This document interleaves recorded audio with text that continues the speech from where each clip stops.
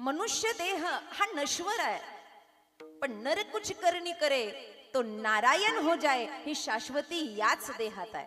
आणि म्हणून देवतांनी सुद्धा या देहाची इच्छा करावी. इहलोकीचा हा देह देव इच्छितातीप आहे.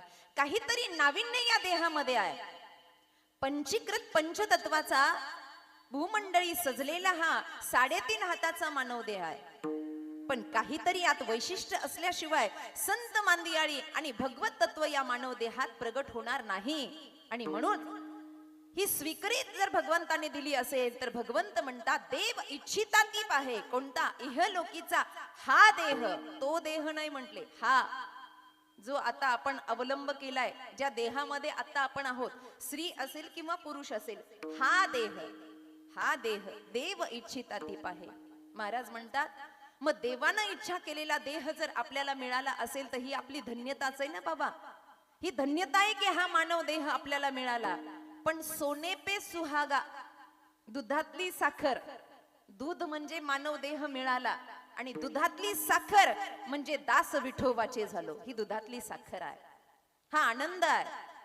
म्हणून धन्य आम्ही जन्म आलो, दास विठोबाच्या झालो. बरं, आता विठोबाचे दास झालो, मग आता एवढ्यापर्यंतच थांबलं का? नाही ना हो.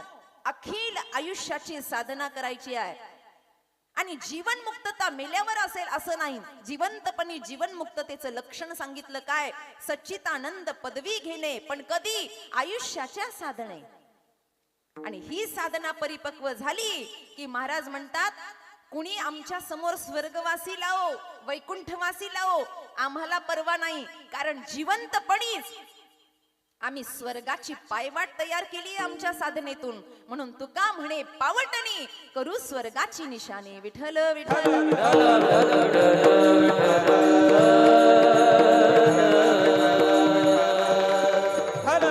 परिचित परंतु आवश्यक देण्याचा परिहार असा की आपलं हे भातसई गाव आणि या भातसई गावामध्ये निष्ठावंत वारकरी भाव ज्या परिवारामध्ये गत जन्मांतरापासून प्रगटला असा खारीक परिवार. खरं तर आदरणीय किसनरावजी यांनी आपल्या संस्कारानं सुसंस्कृत केलेला हा खारीक परिवार आहे. घराचा कुटुंब प्रमुख हा संस्कारानं विद्यमान असेल की मुलाबाळांना सुद्धा संस्कार चांगले लागतात. आणि म्हणून संतांच्या विचाराने भगवंताच्या नामचिंतनानं परिभूत असणारा हा खारीक परिवार खरं तर 5 वर्षापूर्वी या घरामध्ये दुःखद घटना घडल्या. महामारीचा प्रकोप आला आणि सगळं जग विदीर्ण झालं. माई बाप, काही घरामध्ये दिवा लावायला सुद्धा माणसं राहिली नाही. अखिल कोड ब्रह्मांड नायकाचा काय न्याय असेल, त्याची काय इच्छा असेल माहित नाही. पण ही विकृती या गावामध्ये सुद्धा झाली आणि माय लेकर या घरातून अलोप झाले, निघून गेले. आदरणीय वैकुंठवासी सुनंदा आई आणि आदरणीय वैकुंठवासी महेश दादा, घरातली माणसं गेली. गेला तो मुक्त झाला, पण पश्चातीत असलेल्या लोकांचं काय? आयुष्यभराचं आईचं दुःख उदराला बांधून जगणारी ही सगळी परिवारातली सदस्य आहेत. आणि त्यामध्ये गायकर परिवारामध्ये असणाऱ्या वंदनाताई, हात वरती करा जरा, मला बघू द्या. नाही आहेत का? आतमध्ये आहेत का? समोर येऊन बसायला सांगा. आदरणीय वंदनाताई, तसेच गणेश दादा, या गायकर परिवारामध्ये असणारे आदरणीय राजेशजी हे जावई पाहुणे आहेत. गणेश दादा आणि वंदनाताई यांना कधीच आपल्या आईचा आवाज ऐकायला आला नाही. 5 वर्ष झाले, अनेक सण झाली, सोहळे झाले, सगळं झालं, सगळी पाहुणे मंडळी आली, पण त्यांना त्यांची माय कधी दिसली नाही. असं अत्यंत प्रकारचं गम्य दुःख या परिवाराने सहन केलं. या परिवारामध्ये महेश दादाही गेले आहेत. सौभाग्याचं कुंकू माथ्यावरचं गेलं आणि म्हणून लक्ष्मीच्या पावलानं महेश दादाचा संसार करणाऱ्या कामिनी वहिनी या घरामध्ये आल्या होत्या. खरं तर स्त्रीच्या जीवनातला सगळ्यात अनमोल दागिना म्हणजे पती सुख आहे. नारी जीवन हाय तुम्हारी कहाणी, आंचल में दूध और आंखों में पानी. स्त्रीचं जीवन हे फार कठीण आहे. आमचे स्वामीजी म्हणायचे, न्यायाधीश तरुणपणात वैधव्य आलेली स्त्री आणि तरुणपणात घेतलेला संन्यास हा अतिशय कठीण आहे. किती कठीण आहे तर विस्तवावर चालल्याप्रमाणे आहे, कारण समाज कसाच नीट जगू देत नाही. पण तरी सुद्धा या प्रवाहामध्ये एक सुरक्षा कवच खारीक परिवाराने दिलं. बापा समान या ठिकाणी आदरणीय किसनरावजी कामिनी वहिनीच्या पाठीशी उभा राहिले, तिचं दुःख वाटून घेतलं. पाठीपोटी संतती आहे, वेदांत आणि आराध्या. बापाचं छत्र त्यांच्या मस्तकावरून गेलंय माईबाप, पण एवढं दुःख पचवता पचवता कमाल या परिवाराची. खुद के दुख में रोने वाले मुस्कुराना सीख ले, औरों के दुख दर्द में आंसू बहाना सीख ले. हा जो न्याय ना हा खारीक परिवाराकडे बघायला मिळतो. कारण का एवढं दुःख आहे पण तरी सुद्धा जगाच्या कल्याणासाठी हे ज्ञानदानाचं कार्य करताय, त्यांचा गौरव आहे. विठ्ठल विठ्ठल.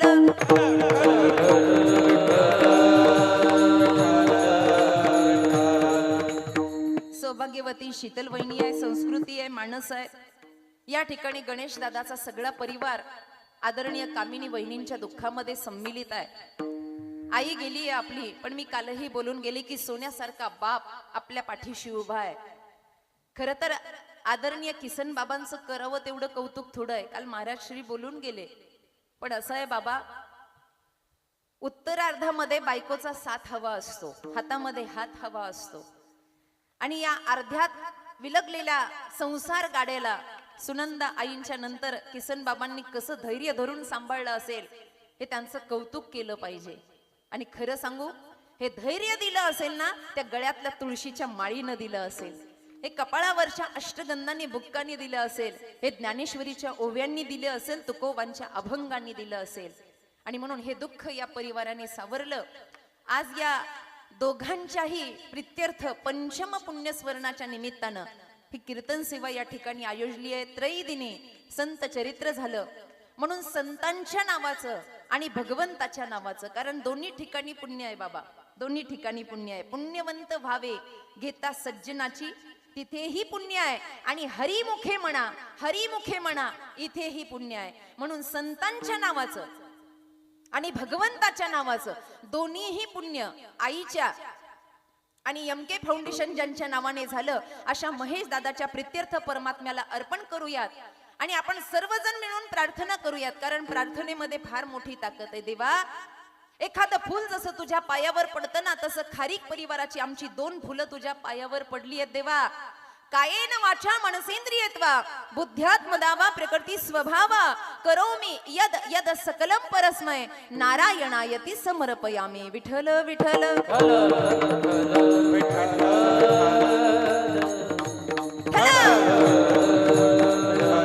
देवा, हे सगळं पुण्य घे, पण आमच्या आईला आणि दादाला तुझ्या चरणी सद्गती प्राप्त होऊ दे, ही देवाला प्रार्थना करूया. आज या कीर्तन उत्सवाच्या निमित्तानं सर्वच संत मांदियाळी या ठिकाणी उपस्थित आहेत. काही येतील, आपण सर्व आया इकडे बसलेले आहेत, पुरुष मंडळ आहे. या ठिकाणी माझी आळंदीकर भावंड आहेत, पंचक्रोशीतील भावंड आहेत. सर्वांचं नाव उत्तरार्धामध्ये मी घेईल. आदरणीय मृदंगाचार्य महाराज सुद्धा आळंदीवरून या ठिकाणी आलेत. सर्वच मंडळी आहेत. आपल्या सर्वांच्या विद्यमाने हा कीर्तन सोहळा जो वंदनीय महाराजांच्या प्रबोधित वाणीतून उमटला आणि तो सोहळा महाराष्ट्रभर गरजला, त्या तुकोबरायांच्या चरणी नतमस्तक होऊयात. विठ्ठल विठ्ठल.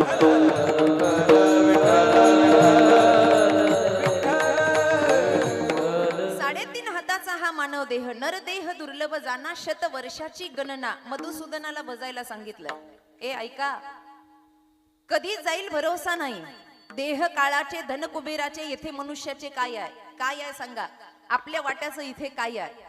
आता आपण सगळे इथं बसलोय, सगळं उरकलं की तुम्ही म्हणता चला उरका उरका, पटपट उरका. कुठे जायचं हो? काय घाई आहे? काही नाही, घरी जायचंय, घरी जायचंय.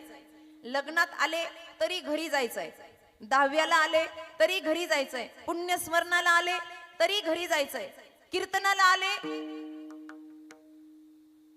माना जड करू नका तुम्ही. एक तर एवढे लांब लांब बसलायत माझ्यापासून की दुरावा मला सहन होई नाही तुमचा.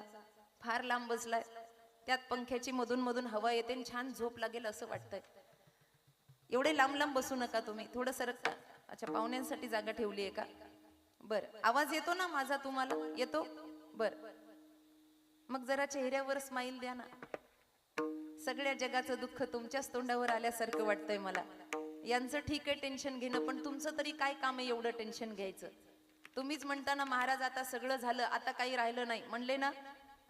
राहिलंय? माना फिट केल्यात का स्क्रूनी? माना फिट केल्यात. नशिबाला एकटंच आलंय खुदू खुदू हसतंय.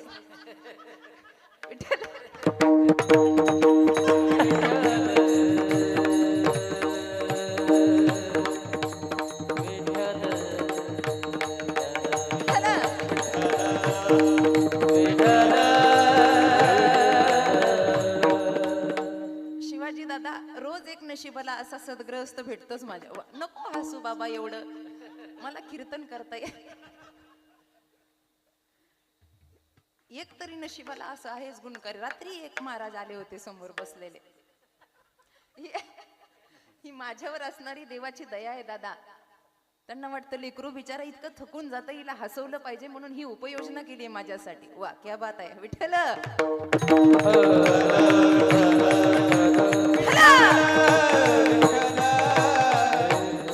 आता तरी हसा ना. काय कठोर आहे तुम्ही, आता तरी हसा. असं आहे बाबा, हसतं खेळतं जीवन हे वारकरी संप्रदाय. कारण खेळी मिळी गदारोळी. आपण खारीक परिवाराचं दुःख हलकं करायला आलोय. त्यांना ती आठवण राहू नये. कारण प्रवचन कीर्तन ही मोहातून बाहेर काढण्यासाठी आहेत, मोहात टाकण्यासाठी नाही आहे.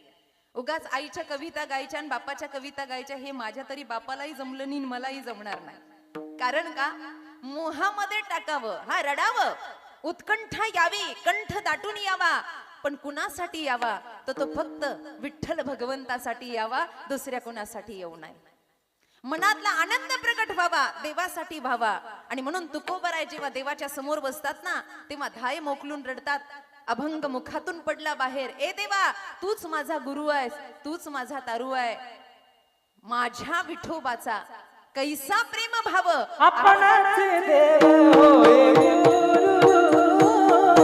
आपणाचे देव होय गुरु, आपणाचे देव होय गुरु, आपणाचे देव होय गुरु. माझ्या विठोबाचा कैसा प्रेम भाव, आपणाचे देव होय गुरु, आपणाचे देव होय गुरु. माझ्या विठोबाचा कैसा प्रेम भाव, आपणाचे देव होय गुरु, आपणाचे देव होय गुरु, आपणाचे देव होय गुरु. ऐका, माझ्या विठोबाचा कैसा प्रेम भाव, हा सर्वस्वी माझा आहे. म्हणून आपण कधी कधी आरती झाल्यावर एक श्लोक म्हणतो, ए माझ्याकडे लक्ष द्या, माझ्याकडे लक्ष द्या, इकडे सरळ माना करा. झालं 2च तास आहे, मी नंतर पुन्हा नाही आहे. नीट ऐका, आपण श्लोक म्हणतो, त्वमेव माता च पिता, म्हणता की नाही, जरा मोठ्याने म्हणा. त्वमेव माता च पिता त्वमेव, त्वमेव बंधू च सखा, त्वमेव विद्या द्रमिणम त्वमेव, त्वमेव सर्व काय मम, मम देव देव. तुम्ही फक्त माझे आहात, फक्त माझे आहात. देवाला ही प्रार्थना करतो ना, हे एवढंच फक्त माझं आहे. नाथ महाराज ज्ञानोबरायांना माझं म्हणतात, कैवल्याचा पुतळा प्रगटला भुतळा, चैतन्याचा जिव्हाळा. कोण? ज्ञानोबा. तुमचा नाही, आपला नाही, माझा. इथे माझं म्हणणं गरजेचं आहे. त्याला सर्वस्व अर्पण करणं गरजेचं आहे. कारण त्याच्याशिवाय या भूतलावर आपलं कुणी नाही. ज्या देहावर आपण एवढं शाश्वतानं प्रेम करतो ना, तो देह सुद्धा आपला नाही. म्हणून देह जाईल,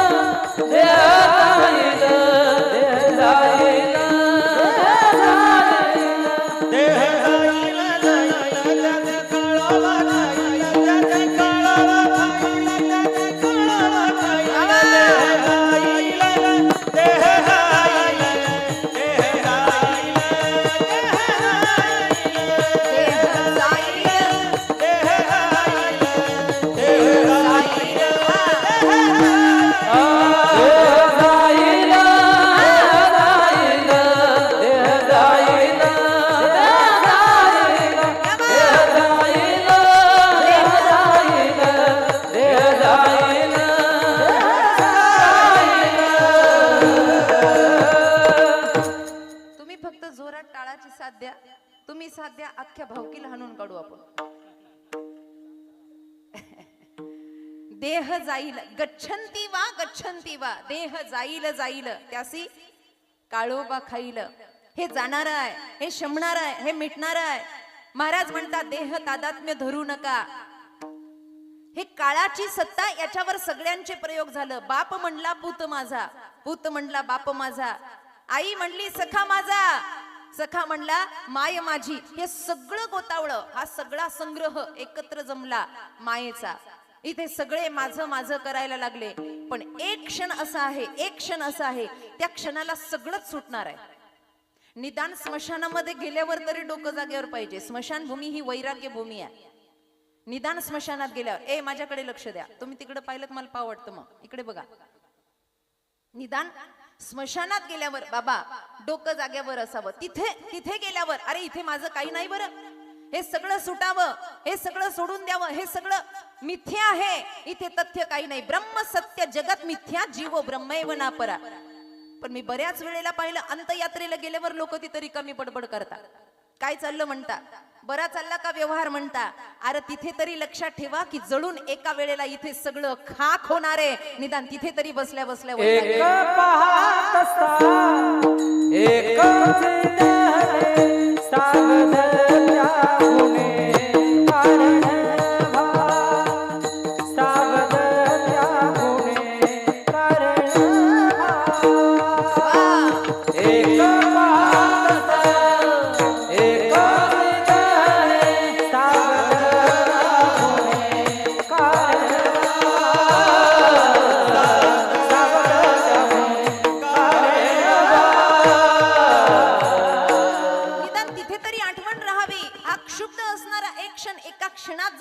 मग काही नाही. एकदा राख झाली झालं. ते एका सुभाषितकाराने वर्णन केलं, म्हणे बालपणापासून लाकूड तुमच्या सोबत आहे. लाकूड कधी सोडत नाही बालपणापासून. तुम्ही बघा पूर्वीचा काळ स्त्री बाळंतीण व्हायची म्हटलं की घरामध्ये बाजेची व्यवस्था केली जायची. बाज माहिती ना तुम्हाला, बाज काय म्हणता तुमच्याकडे? खाट, खाट बाजच म्हणता, जरा मोठ्याने म्हणा ना. बाज म्हणता. त्याला विणल्या जायचं, त्याचे 4 पाय लाकडाचे असायचे. तिथून लाकूड सुरू होतं महाराज. म्हणून एका सुभाषितकारानं कवित्व केलं. जीते लकड़ी मरते लकड़ी देख तमाशा लकड़ी का, आओ मैं बतलाऊं यारो जगये बासा लकड़ी का, जगये बासा लकड़ी का, जगये बासा लकड़ी का. त्यांनी सांगितलं जीते लकड़ी मरते लकड़ी. मग संत म्हणले बघू बरं लाकूड कुठपर्यंत साथ देतात. ते म्हणले बघा प्रसूत व्हायच्या अगोदर, म्हणजे आपलं उत्पन्न, आपलं प्रगट अवस्था होण्याच्या अगोदर बाज घरामध्ये आली, लाकूड घरामध्ये आलं. स्त्री प्रसूत झाली कुठे? लाकडाच्या त्या खाटीवर, बाजेवर. चला जन्म झाला. पूर्वीच्या काळामध्ये पाळणा असायचा लाकडाचा. आता पाळणा रिमोटवर निघालं म्हणे. ते बेडरूम मध्ये ठेवलं तर ते बटन दाबल्यावर ते सरकत ते किचन मध्ये येतो म्हणे आईकडे तो पाळणा. बरं झालं बाहेर जात नाही, काही दिवसानं बाहेरही जाईल. आता लाकडाचा पाळणा राहिला नाही. पूर्वीच्या काळामध्ये पन्ना भीथा लकडी का, बच्चा बडा हो गया तो गिल्ली दंडा लकडी का. लेकरू मोठं झालं पण त्याला पाऊल टाकता येईना, म्हणून सुताराकडून ते पांगुळ गाडा आणला जायचा. पांगुळ गाडा त्याला असं धरतात. आता ते प्लास्टिकची निघाडी गाडी, पूर्वी लाकडाची असायची. मग तो पांगुळ गाडा असायचा, तो सुद्धा लाकडाचा. चला बाळ खेळायला लागलं, त्याला खेळणं रमण्यासाठी विठी दांडू लाकडाचं, आजच्या भाषेमध्ये बॅट लाकडाची, तिथे सुद्धा लाकूड आहे.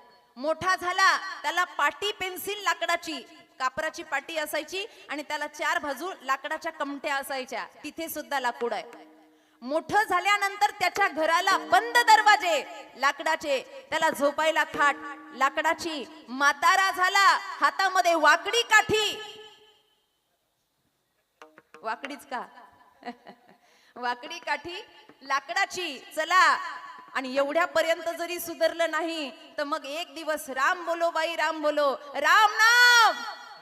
वा, सरण सुद्धा लाकडाचं. पण एकदा का अग्नी प्रज्वलित झाला की लाकूड संपलं आणि मग तिथून पुढे येण्याची शिदोरी कोणती? राम नाम की लूट है, लूट सके तू लूट, अंत समय पछताएगा जब प्राण जावेंगे छूट. विठल विठल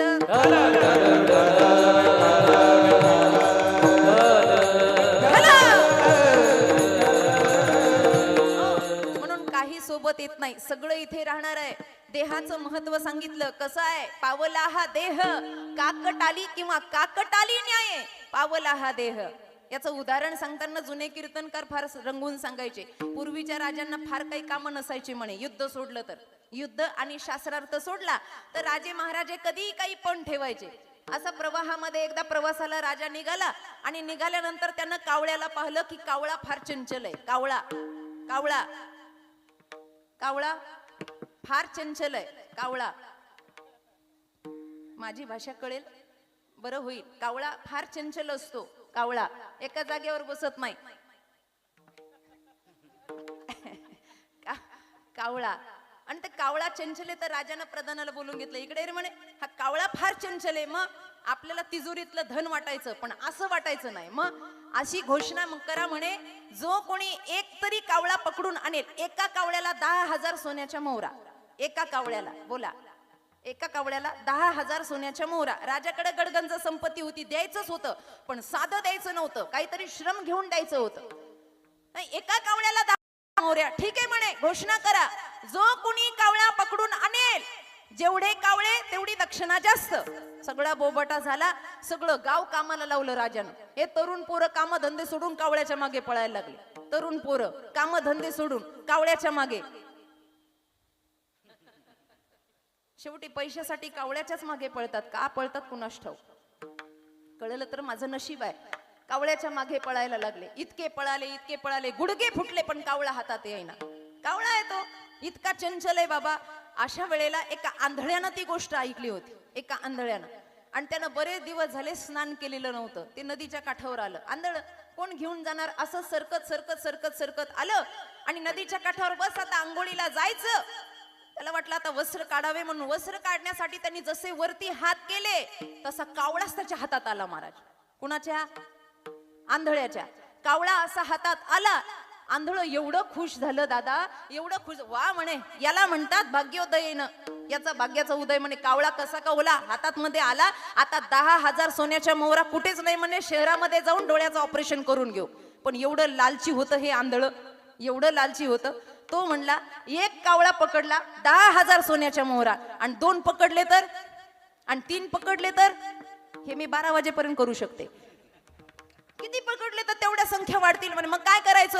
मग तो म्हणला, दुसरा कावळा पकडू. त्यानं तो पहिला घेतलेला कावळा काखीमध्ये दाबला आणि दुसरा कावळा पकडण्यासाठी वरती हात केले. किती हुशार आहे. हाही गेला आणि तोही गेला. असं जसं अनायासे त्याच्या हातात कावळा सापडला, तसा हा देह निधानानं आपल्या हाती सापडलाय. महाराज म्हणतात, नरदेह निदान लागले हाती, उत्तम सारंगमती, देवची हो म्हणती ते होती, तरी काचिती न धरावे. लागले हाती, उत्तम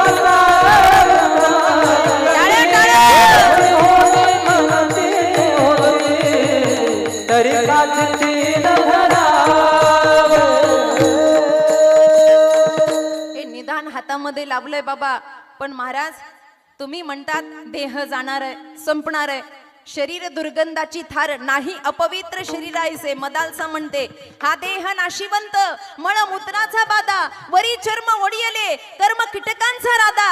अरे रौरव दुर्गंधी याच्यामध्ये मदालसानं एवढं पाळणा. पर्य दे मदालसा, सोहम जो जो रे बाळा. एवढं सगळं सांगितलं महाराज. एवढं मिथ्यात्व तुम्ही पटवून देता. काळाची सत्ता आहे म्हणता, मग काय या देहाची एवढी आसक्ती? महाराज म्हणले, या देहात जरी भलं भलं वाईट असेल, पण भलं भलं एक चांगलं आहे. काय चांगलं आहे? या देहामध्ये मन, बुद्धी, चित्त आणि अहंकार हे अंतकरण चतुष्टय दिलंय. आणि हे अंतकरण चतुष्टय यासाठी दिलं की 84 लक्ष योनीमध्ये जे उद्धाराचं साधन करता आलं नाही, तो उद्धार या मानव देहामध्ये करता येईल. बरं, नुसता उद्धार नाही, स्वतःचा नाही, इतरांचा सुद्धा उद्धार करून घेता येईल. कारण का? या देहामध्ये भजन करण्याची संकल्पना मानवतेला सिद्ध करते. ते भजन वैकुंठामध्ये होत नाही, स्वर्गामध्ये होत नाही. तो भजनाचा आनंद मृत्यू लोकात जर होत असेल तर अभंगाचं प्रथम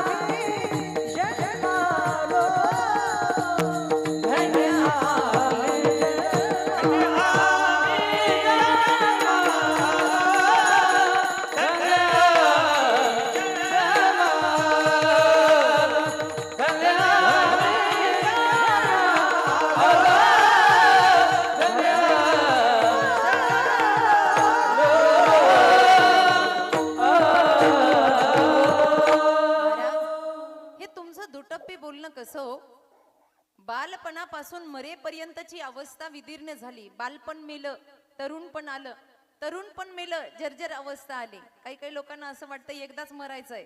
चुकीचं आहे. आपण प्रत्येक क्षणाला मरतोय. सकाळी 8 वाजता जे आपण होतो ते आता नाही आहे. म्हणजे 8 वाजता आपलं असणं हे मेलंय. आपण प्रत्येक क्षणाला मरतो. निमिष आहे ना, निमिष, हे निमिष आपल्याला सांगत असतं. एक निमिष म्हणजे काय? पापणी लवणं, याला निमिष म्हणतात. प्रत्येक निमिषाला आपला मृत्यू आहे.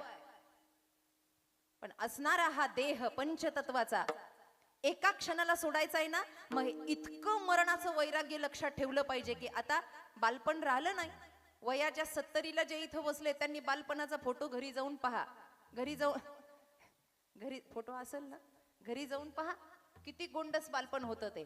पण बालपण गेलं मूळ अवस्थेमध्ये. काही काही लोक म्हणतात बालपण देव पण आहे. ठीक आहे, पण भागवताचा 3य स्कंद सांगतो, कपिल होती देवहूती संवादामध्ये ऐका, बालपण सांगितलंय मूळ अवस्था का? रांगता रांगता माती तर चाटतं, पण विष्ठा सुद्धा चाटायला मागे पुढे पाहत नाही, कारण अज्ञान आहे. बालपण मूळ अवस्थेमध्ये गेलं. तरुणपणा विषय विलासामध्ये गेली, ऐश्वर्यामध्ये गेली. लोक म्हणतात ना तरुणपणात, अहो आता काय आहे, जगून घ्या, काळाचा भरोसा नाही राहिला. चारवाकाच्या काही गोष्टी लोकांनी लक्षात ठेवल्या. चारवाक म्हणून एक गट होऊन गेला, एक जात होऊन गेली. ते चारवाकांची वृत्ती अशी आहे, आदरणीय बाबांना माहिती आहे. त्याच्यावर एक श्लोक लिहिलाय, यावत जीवम सुखद जीवेत ऋणम कृत्वा घृतम पिबेत भस्मीभूतस्य देहस्य पुनरागमन कुतः. याचा अर्थ असा आहे, काही काही आस्तिकही नाही तर नास्तिकही नाही. त्यांचं म्हणणं असं आहे, शिवाजी दादा आहेत ना, थोड्या दिवस चांगलं जीवन जगून घ्या. मग त्यांना लोकांनी विचारलं, अरे चांगलं जीवन जगायला पैसे लागतात, पैसे. ते म्हणले मग दुसऱ्याकडून उसने घ्यायचे. म्हणजे दुसऱ्याकडून उसने घ्यायचे पण आयुष्यच करायचे, भजन नाही करायचं.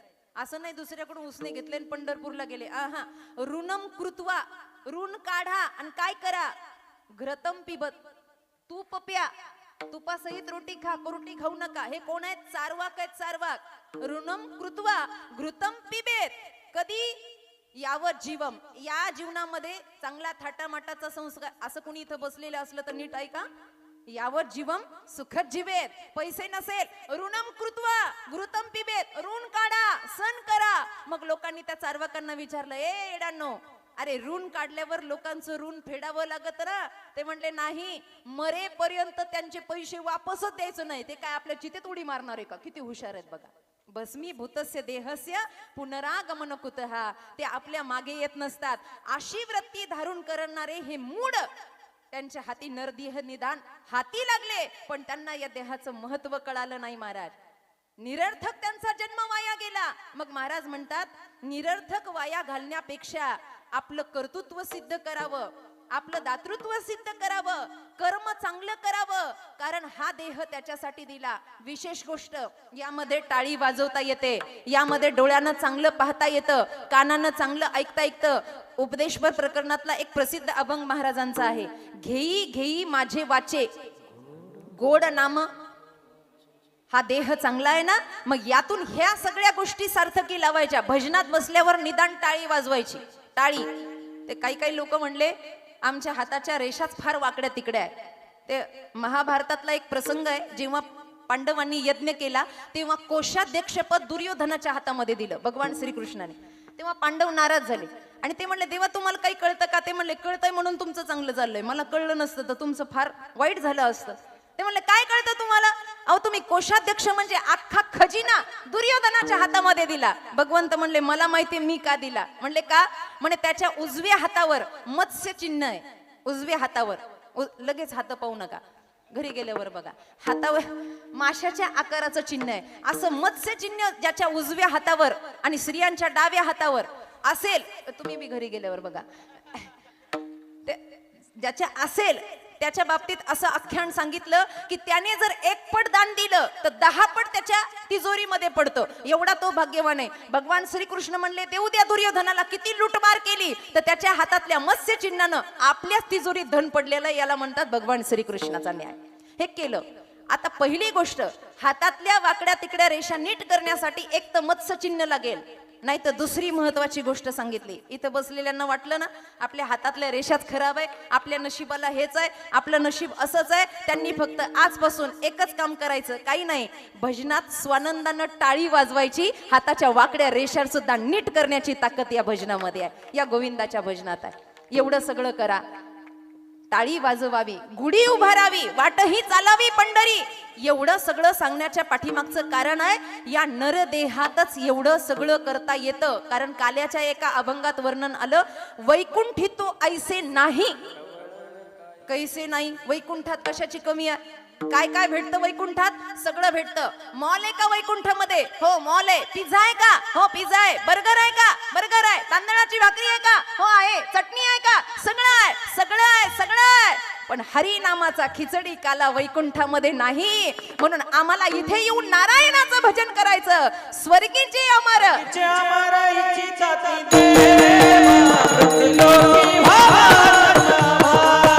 नारायण नाम हो जीवन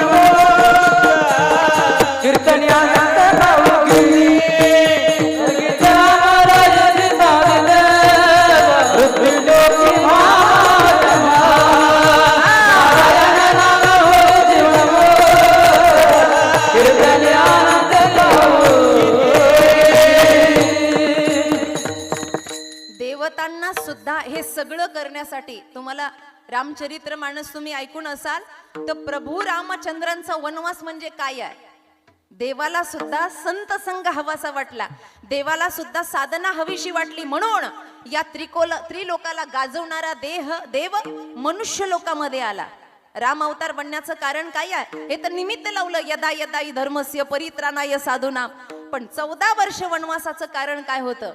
कुलगुरू वशिष्ठ ज्या वेळेला आले ना, तुम्ही वशिष्ठ रामायण हे 14 प्रकारचं आहे. त्याला 14 कोटी असं म्हणतात. म्हणजे ते संख्येनं कोटी नाही, प्रकारानं कोटी आहे. त्यातला एक प्रकार आहे वशिष्ठ रामायण. त्यातले वैराग्य प्रकरण, मुमुक्षु प्रकरण हे साधकाला वाचण्यासारखे. तुम्ही कधी बसल्यावर वाचत जा. त्याच्यामध्ये शुद्ध असं वर्णन आहे की विवाहा अगोदर प्रभू रामचंद्र तीर्थयात्रेला गेले होते आणि तीर्थयात्रेवरून आल्यानंतर त्यांनी कुलगुरू वशिष्ठांच्या चरणी नमन केलं आणि त्यांना प्रस्ताव कळाला की पुढे असं काहीतरी घडणार आहे. चला, मग विवाह झाला, मग पुन्हा राज्याभिषेकाची घटना कळली. त्यावेळेला त्यांनी कुलगुरू वशिष्ठांच्या समोर न्याय मांडला. डोळ्यामध्ये पाणी आलं. स्वामी, मी तुम्हाला कितीतरी दिवसापूर्वी म्हटलो होतो, मला या राज्यामध्ये सुद्धा रस नाहीये, मला लक्ष्मीमध्ये सुद्धा रस नाहीये. लक्ष्मीची निवड भगवंतानं केली नाही, भगवंताची निवड लक्ष्मीनं केलेली आहे. तुम्ही महामंथनाचा भाग वाचा. जेव्हा ते समुद्र मंथन झालं ना, तेव्हा स्वतः लक्ष्मी नारायणाकडे गेल्या होत्या, नारायण लक्ष्मीकडे आले नव्हते. ते म्हणजे मी तुम्हाला अगोदरच सांगितलं, मला या लक्ष्मीचा मोह नाहीये. अरे मग रामा, तुला हवं तरी काय आहे? ते म्हणले, तुम्हाला कळलं नाही का मला काय हवंय? काही नाही, मला हे मानव देह मी याच्यासाठी धारण केला की मला फक्त साधू संतांची सेवा व्हावी. यासाठी मी या मनुष्य लोकामध्ये आलोय, या मृत्यू लोकामध्ये, अर्थात या युगामध्ये आलोय. याचं कारणच एवढं आहे, मला साधना करायची आहे, मला जपतप करायचं आहे. ही आसक्ती जर भगवंताला असेल तर जगतवंदनीय तुकाराम महाराज म्हणतात, मग आपण काय कमी आहे? आपण काय कमी आहे? मग बघा ना, धन्यता दिली अभंगाच्या दुसऱ्या.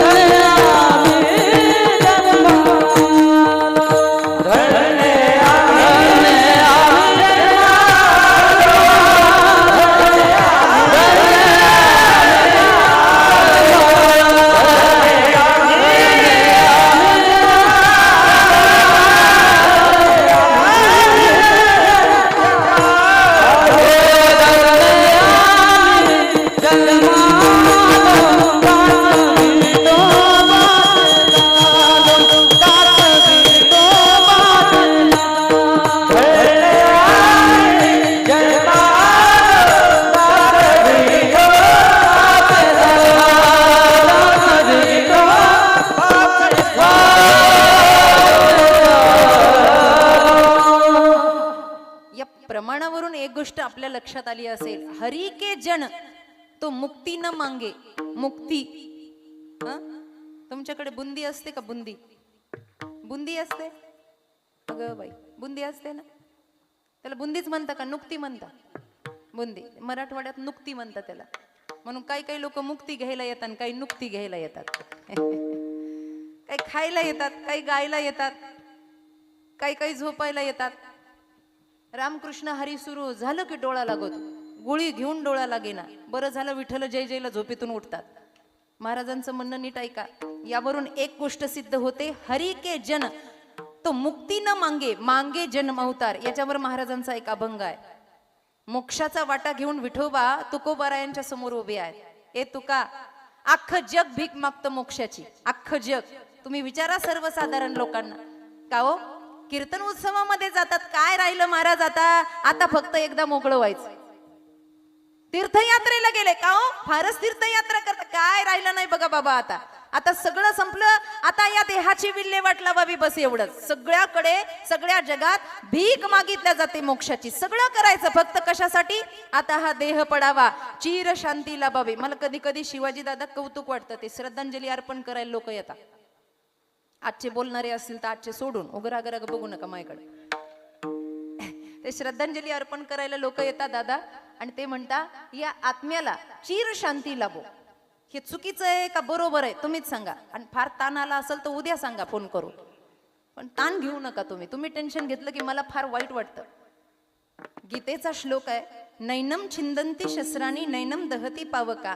आत्मा जाळल्यानं जळत नाही, पोळवल्यानं पोळत नाही, डुबवल्यानं डुबत नाही, मेल्यानं मरत नाही. आत्मा हा अमर आहे. मग हे चिर शांती कुणाला वाहतात कुणास ठाऊक. हे बोलणाऱ्यालाही कळत नाही कधी कधी. आत्म्याला चिर शांतीला बार, तो यातून निघाला की दुसरा नवीन कपडा धारण करणार. अख्खं जग भीक मागतं, आम्हाला मोक्ष पाहिजे, आम्हाला मोक्ष पाहिजे. विठोबांनी प्रसाद घेतला मोक्षाचा आणि सांगितलं, तू का अरे जग लोटांगण घेता या मोक्षासाठी, हा मोक्षाचा प्रसाद घेऊन मी तुझ्याकडे आलो. तुकोबराय म्हणले, देवा हे तुझ्याच कामाला येईन, राहू दे तुझ्याकडे, मला नको. आणि त्याच्यावर तुकोबरायांनी अभंग लिहिला, मोक्ष पद तुच्छ केले या कारणे आम्हा जन्म घेणे युगा युगी. म्हणून हेची दान दे का देवा, या अभंगाच्या उत्तरार्धातला प्रसंग. तुका म्हणे गर्भवासी सुखे. आणि काय कारण आहे हो त्याचं? गुण गायीन आवडी हेची माझी सर्व जोडी. आम्ही भाग्यवान आहोत, आमच्या जीवनाची धन्यता आहे. धन्य आम्ही जन्म आलो. काय झालं? दास पैशाचे झालो, दास बायकोचे झालो, दास नवऱ्याचे झालो. त्याच्यासाठी तर झुंज चालली आहे बाबा सगळी संसारामध्ये. दास भगवंताचं व्हायलाही भाग्य लागतं, भाग्य. कीर्तनाच्या मंडपाच्या शेजारून लोक जातात, पण कीर्तनात बसण्याची वृत्ती त्यांना होत नाही. याच्यावर तुलसीदासांनी उत्तर दिलं, तुलसी पूर्वके पापसे हरी कथा न सुहाय. ज्याला ताप आली त्याला अन्न कसं लागतं? गुलाबजामुन सारखं गोड लागतं. झोपल्या नाही ना तुम्ही? भात जास्त खाल्ला काय नाही सकाळी? ज्याला ताप आली त्याला अन्न कसं लागतं? कडो.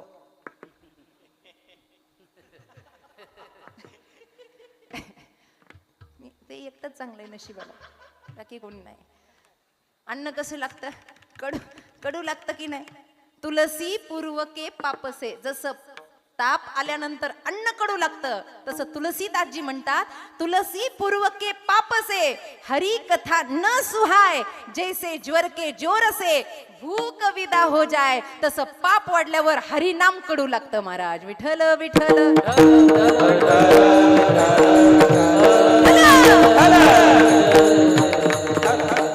ऐका, मग हे मोक्ष तुझ्याजवळ राहू दे. कारण का? आमचा भाग्याचा उदय झाला, आम्हाला हा देह मिळाला, आम्ही दास झालो. दास, संसाराचे दास झालो नाही. कानोपात्रा म्हणतात, श्यामा नाईकिनीची मुलगी आहे. ए विठोबा, जेव्हा ती लोक मागे लागली ना, बिदरच्या बादशहाची सैनिक मागे लागली ना, तेव्हा धावत धावत धावत मंदिरामध्ये आल्या आणि धाय मोकलून रडायला लागल्या. नको देवराया अंत आता पाहू, प्राण हा सर्वदा जावो पाहे. कानोपात्रा रडतायत. रडतायत. बडव्याने विचारलं, अगं काय झालं? अगं त्यांची जर राणी झाली ना तर महलाची राणी होशील, गावाच्या गाव तुझ्या ताब्यामध्ये येशील, ऐश्वर्य संपन्न तू होशील. रडता रडता कान्होपात्रांनी सांगितलं, ए बडव्यांनो ऐका, मला जगाची दासी नाही व्हायचं. मी जर दासी होईल ना तिथे फक्त विठ्ठल रुक्मिणीची दासी होईल. त्याच्यासाठी हा देह मला मिळाला. धन्य आम्ही जन्म आलो, दास विठोबाचे भाग्य आहे आपलं. या मृत्यू लोकामध्ये खारीक परिवाराच्या निमित्ताने का होईना वारकरी संप्रदाय भारताच्या महाराष्ट्राच्या कान्याकोपऱ्यामध्ये पोहोचला. आणि ते पोहोचण्याचं कारणच एवढं होतं, काहीतरी करा, उग आलं तसे जाऊ नका. कुछ काम करके जाना दुनिया से जाने वाले, जाते हे रोज लाखो बेकार खाने वाले. इथं संपलं की संपलं, गेलं की सगळं संपलं. एका शायरानं वर्णन केलं, जिंदगी क्या बड़ी है जिंदगी से तो मौत अच्छी है. त्यांनी सांगितलं, जिंदगी क्या बड़ी है जिंदगी से तो मौत अच्छी है. मग त्यानं सांगितलं, जिंदगी भर मैं तरसता रहा, जिंदगी भर, नीट ऐका, जिंदगी भर मैं तरसता रहा कि कोई मेरा नाम ले. जिंदगी भर मैं तरसता रहा कि कोई मेरा नाम ले. ते कार्यक्रमात पद्धत आहे ना नाव घ्यायची. तुमच्याकडे पोटदुखीचा आजार आहे का? मला पटापट उत्तर द्या, जरा जोरात द्या. रात्रीचा शिळा भात दुसऱ्या दिवशी खाल्ला की पोट, जरा मोठ्याने, मी बहिरी आहे, दुखत. बेसनाचे पदार्थ जास्त खाल्लं की पोट, कार्यक्रमात नाव नाही घेतलं की पोट. किती आगाऊपणा आहे बघा, किती आगाऊपणा. हीच गोष्ट आहे, नावासाठी सगळं चाललं. जिंदगी भर मैं तरसता रहा कोई मेरा नाम ले, पूरा जीवन बीत गया लेकिन किसी ने मेरा नाम नहीं लिया. लेकिन जिस दिन मैं मर गया पूरा गांव मेरा नाम लेने लगा. गेले हो रामभाऊ, गेले. रामभाऊ नाही इथं बसलेले, रामभाऊ गेले, रामभाऊ गेले, रामभाऊ. पुरं गावामध्ये बोबाटा झाला. हे गेले, नाव घेतलं की नाही लोकांनी. पूरी जिंदगी भर मैं तरसता रहा कोई मुझे एक फूल दे. हार तर लांब राहिला, एक फूल दे. पूरा जीवन बीत गया किसी ने फूल नहीं दिया ना हार चढ़ाया. लेकिन जिस दिन मैं मर गया तो लोग फूल पे फूल चढ़ाए जा रहे. बताओ जिंदगी अच्छी है कि मौत अच्छी है? पूरी जिंदगी भर मैं तरसता रहा कोई मुझे साड़ी दे. पैठण्या वाल्या, कोई मुझे साड़ी दे. ज्यांना ज्यांना पैठण्या भेटल्या त्यांच्याकडे पाहून म्हणते ना मुद्दाम, कोई मुझे साड़ी दे, कोई मुझे कपड़ा दे. पूरा जीवन बीत गया किसी ने कपड़ा नहीं दिया. लेकिन जिस दिन मैं मर गया तो लोग कफन पे कफन चढ़ाए जा रहे हैं. पूरी जिंदगी भर मैं तरसता रहा कोई मेरे पीछे आए. पूरा जीवन बीत गया लेकिन कोई पीछे नहीं आया. लेकिन जिस दिन मैं मर गया तो पूरा गांव मुझे विदाई देने आ गया. बताओ जिंदगी अच्छी है कि मौत अच्छी है? पण तिथे आल्यावर सुद्धा सोबतीला कोणी नाही आहे. मग ऐका, आहे तोपर्यंत जीवन मुक्ताचं लक्षण सांगितलं. काय लक्षण आहे? आमची धन्यता आहे, आम्ही विठोबाचे दास झालोय, आम्ही संसाराचे दास झालो नाही. आम्हाला आसक्ती नाही आता या सगळ्या गोष्टीची. हे म्हणणारे कोण आहेत? ज्यांनी आयुष्यामध्ये साधना केली. कोणती केली? अभंगाच्या 3ऱ्या चरणात.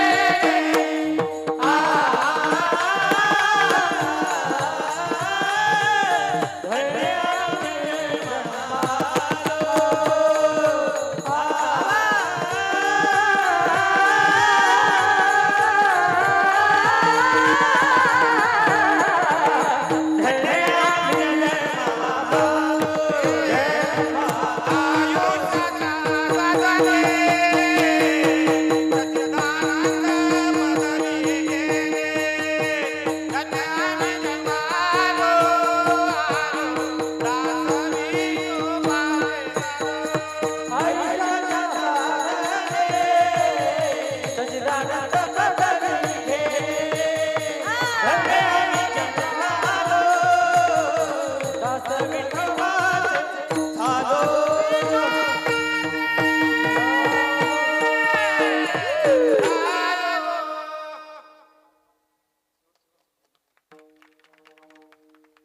किती मंदपणा हा. माझ्या भावंडांसाठी एकदा जोरदार टाळा होऊ द्या. महिला मंडळाला विनंती आहे थोडं पुढे सर पुढे सर तुझं काय हो शेरताई सर का महाराज पुढं जागा रिकामी ठेवलं का ना. चला चला इकडे पण सरका थोडे सर का सरका सरका.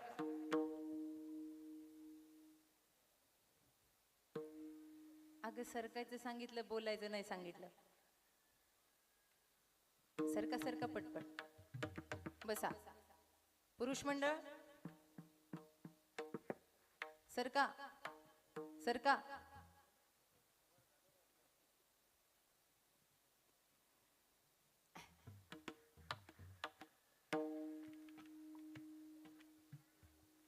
एक वाजतील तुम्हाला जागेवर बसायला. एक आता वरती हात करा सरळ ताट आणि एकदा जोरदार कडकडून टाळ्या वाजवा माझ्या भावंडांसाठी. जोरदार जोरदार लावा ताकद. वा किती सुंदर गायन केलं. सगळीच सगळीच एकापेक्षा एक आहे. वा ही साधना आहे आयुष्याची. वारकरी संप्रदाय माझी या बोबडिया बोला हे जी स्वर ज्ञान आहे. महाराज मला गाताच येत नाही, त्याच्यासाठी देवानी तुमच्यासारखी भावंड निर्माण केली आहे. बोलायचं किती सांगा, गायचं सांगू नका, चक्कर येते मला डायरेक्ट. तसं गाण्याच्या बाबतीत आपला हात कोणी धरू शकत नाही, फक्त गळा धरता तुम्ही. एवढं बेसुरी का गायलं म्हणून. ही एक स्वर साधना आहे. काहीतरी चिंतन करा पण त्या पदापर्यंत जा, अनुष्ठान करा, या साफल्य करा या नरदेहाचं. पंचीकृत पंचतत्वाचा देह मिळाला पण विनाशाच्या वृत्तीनं आपण त्याला धारण करतो. माझ्याकडे लक्ष द्या. श्रीमद भागवत महापुराणामध्ये एक आख्यान येतं, उपाख्यान. ऐका. तो एक राजा होता म्हणे आणि त्या राजाला अभिमान झाला होता की माझ्यासारखं याज्ञिक कर्म कुणी करत नाही. माझ्यासारखं याज्ञिक कर्म कुणी करत नाही. त्या राजाला न्याय देण्यासाठी देवर्षी नारद त्या ठिकाणी आले होते आणि त्याला समजावून सांगत होते, राजा कर्म साधना तू करतो पण कर्मानंतर हा अभिमान नसावा. भक्ती तू करतो, भजन तू करतो, यज्ञ करताना कोणत्या गोष्टी कशा कराव्या ह्या जाणून घ्याव्या लागतात. भजनाचेही काही नियम आहेत. तुम्ही म्हणता भजनाचे काय नियम आहे महाराज, आम्ही तर हरिपाठामध्ये वाचतो काळ वेळ नाम उच्चारिता. पण भजनाचा एकच नियम आहे. एकदा भजन प्रारंभ झालं की माऊलींची एकच ओवी लक्षात घ्यायची, मन मीची करी, मन मन मीची करी, माझी ये भजनी प्रेम धरी, ते सर्वत्र नमस्कारी, मज एकाते. मंदिराकडे चाललं की मंदिराच्या पहिल्या पायरीपर्यंत सगळं लक्षात ठेवायचं की माझ्यासोबत कोण कोण आहे. एकदा पायरी चढली की सगळं विसरून जायचं आणि मग तिथं एकच आठवण ठेवायची, मी भक्त तू देव ऐसे करी विठ्ठल विठ्ठल. त्या राजाला ज्ञान देण्यासाठी पुरंजनाचं उपाख्यान सांगितलं. ज्यांनी वाचलं असेल त्यांच्या लक्षात येईल. कोण पुरंजन आहे त्यांनी सांगितलं, जरासं कठीण आहे आणि झोप येऊ शकते म्हणून थोडं थोडं पाणी मधून मधून पित जा. ऐका, थोडं जड आहे ऐकायला. हे 12च्या वेळेला सांगू नाही पण सांगावं लागतंय. एक व्यक्ती निघाला म्हणे दक्षिण दिशेकडे. त्याचा एक मित्र होता, त्याचं नाव आहे अविज्ञात. नावं पण अवघड आहे भागवतातली.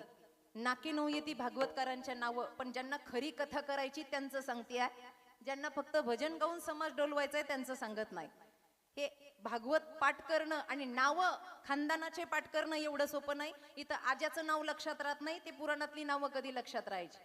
ते उपाख्यान सांगितलं. अविज्ञात त्याच्या मित्राचं नाव आहे म्हणे आणि तो असणारा जीव धारण करणारा पुरंजन असं त्याचं नाव आहे.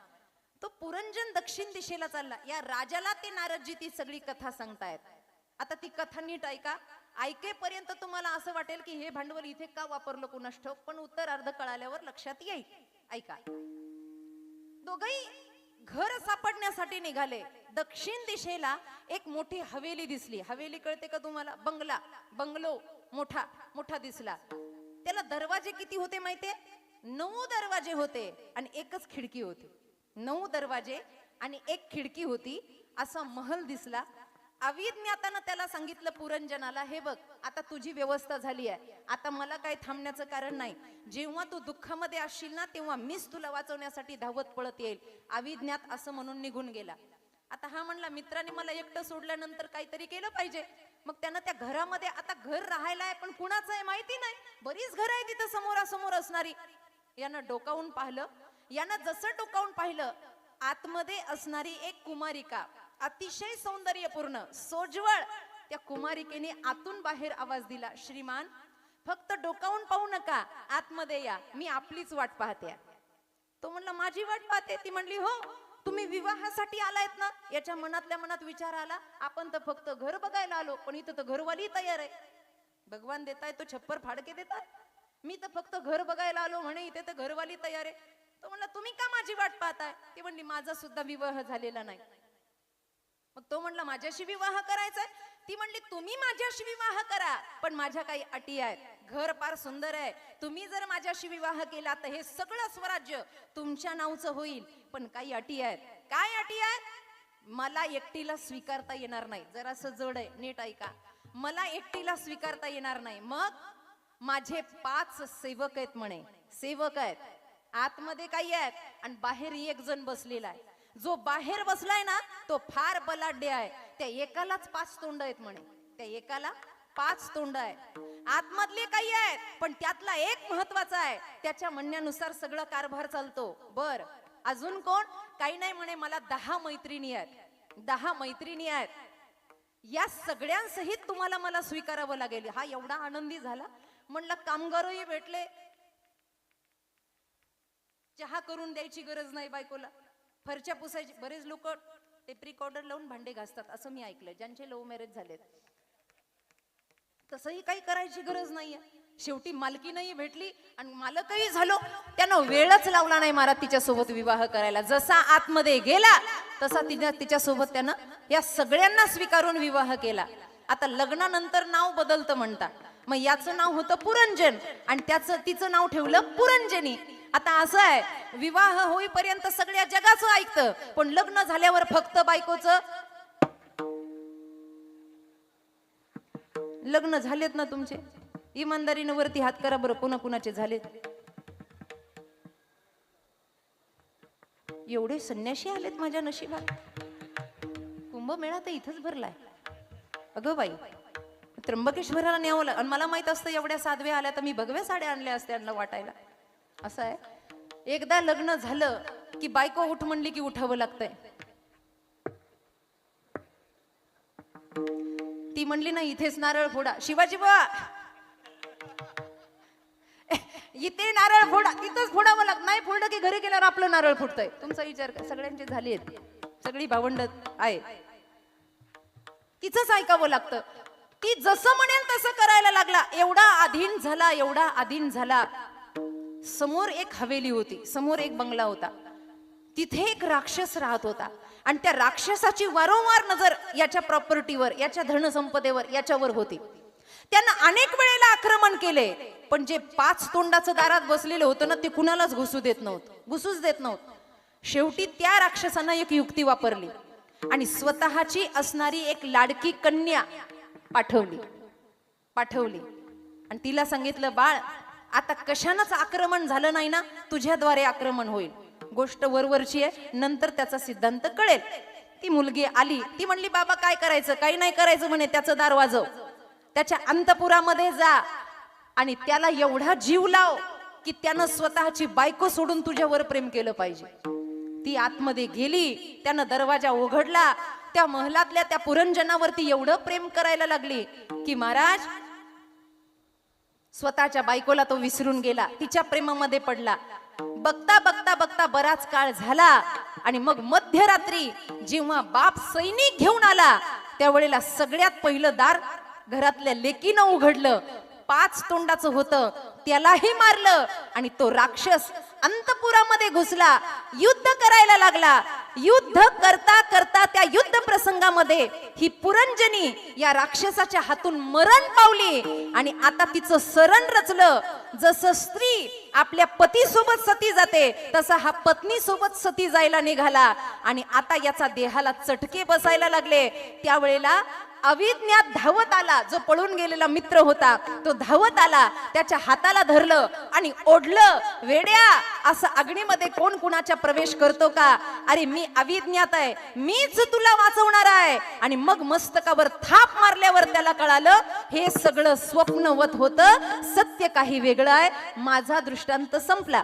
कळलाच असेल तुम्हाला. आणि काय कळलं? जीव आणि अविज्ञात हे प्रवासाला निघाले. अविज्ञातानं अर्ध्यात रस्ता सोडला. पुरंजन निघाला. याला मोठी हवेली बंगला दिसला. त्याला होते 9 दरवाजे आणि 1 खिडकी. त्याच्यावर निर्वाणपद कबीर महाराजांचं आहे. 9 दरवाजे दसरी खिडकी बाजे अनुहात ढोल, तुझे रे राम मिले अनमोल. अर्थात यानं डोकावून पाहिलं. आतमधल्या एका स्त्रीनं याला बोलवलं. ती स्त्री दुसरी कुणी नसून बुद्धी आहे. बुद्धी तिनं सांगितलं एकटीला मला स्वीकारता येणार नाही, माझ्या सगळ्या समुदाया देखत तुम्हाला स्वीकारावं लागेल. मग तिच्या 10 मैत्रिणी आहेत. कोण? पंच कर्मेंद्रिया, पंच ज्ञानेंद्रिया. आतला एक रखवालदार आहे ज्याचं नाव आहे विचक्षण, म्हणजे ते आहे मन.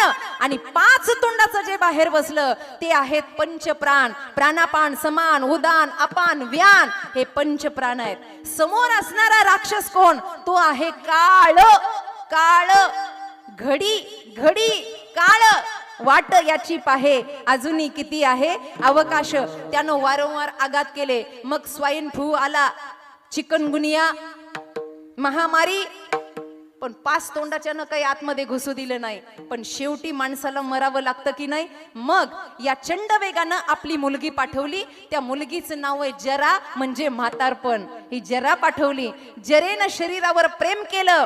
आणि म्हातारपण असं आहे की ती कुणाची काळजी करत नाही, स्वतःची काळजी करतं. स्वतःच्या गुडघ्याला औषध लावतं. बायकोला सुद्धा विचारल्या जात नाही, स्वतःच पाहिल्या जातं. जरेवर प्रेम केलं आणि मग कशानच मनुष्य मेला नाही, तर शेवटी वृद्धावस्थेनं मनुष्य मरतो. म्हणून जरेनं दरवाजा उघडला. चंडवेग आला. पंचप्राण गेले, मन बुद्धी गेल्या, कर्मेंद्रिय गेलं, सगळं संपलं आणि जीव भटकायला लागला. अशा अवस्थेत संत रूपी अविज्ञात आले आणि त्यांना जाग केलं. अरे तुझा देह मिळालाय ना, तो फक्त भगवत भजनासाठी. हे सगळं स्वप्नाचे चेईले, स्वप्नीचे चेईले जाईल रया. माऊली ज्ञानोबराय जसं म्हणतात ना. मग ऐक, तुला या जन्मामध्ये एक अखंड कोट साधना करायची आहे आणि ती साधना म्हणजे सच्चिदानंद पद. विठ्ठल विठ्ठल. आणि मग ती साधना करताना काय करायचं? सकाळी उठायचं, ब्रश करायचा, बहिर्दिशेला जाऊन यायचं, इस्त्रीचे कपडे घालायचे, मग फोन घ्यायचा, पहिले व्हॉट्सअप पाहायचं, मग कोण मेलं त्याला गुलाबाचं फूल पाठवायचं, ज्याचा वाढदिवस असेल त्याला सुद्धा तेच गुलाबाचं फूल पाठवायचं, मग कुणी आलं दिलं असेल तर त्याला धन्यवाद. हे असं आहे. वारकरी संप्रदायामध्ये त्रिकाळ संध्या सांगितली आहे. सकाळचा काकडा, दुपारचं गाथा भजन आणि संध्याकाळचा हरिपाठ. सत, चित आणि आनंद या साधनेमध्ये वारकरी संप्रदाय तत्पर झाला. आणि तुकोबरा एवढे निज ध्यासाला बुडले की माझी मज झाली अनावर वाचा, छंद नामाचा लागला महाराज. आणि जी साधना तुकोबरा यांनी केली त्याचं भजन करू. विठोबा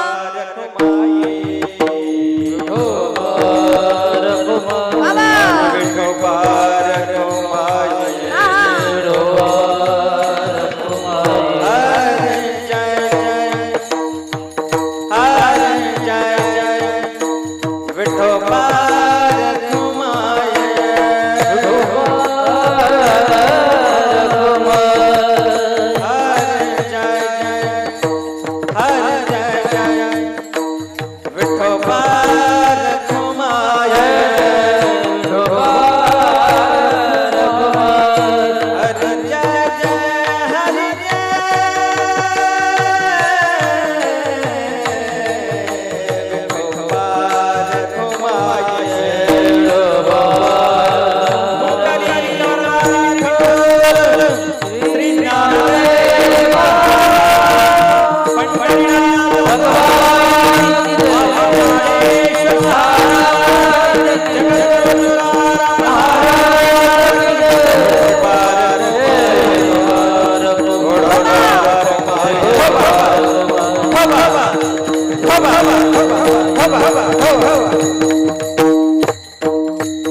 एकदा वरती हात करा सर्वांनी सर्वांनी.